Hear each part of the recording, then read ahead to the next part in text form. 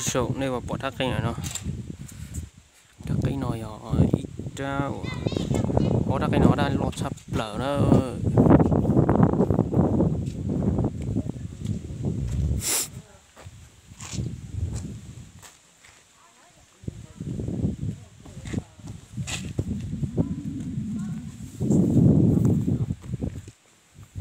đã nói tỏ thì em một tỏ thì đông văn á, một tỏ đông vật nhá.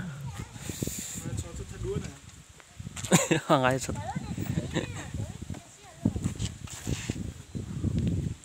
Ô đã cảnh ở trong cao nhá.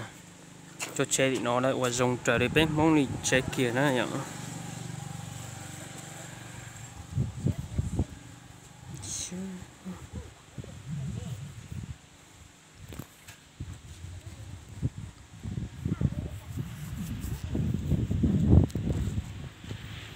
Nó mò mình xài thì nó là đó này thì cái xác khăn xài tôi thì nó xài một chút nhá.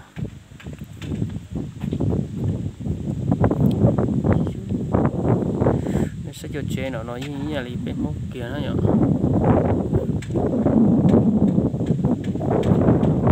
Cho chế thì nó chỉ muốn hình nhỏ, cho chế thì nó lấy vào thì lấy vào chế thì vàng hoang chỉ muốn hình nhỏ.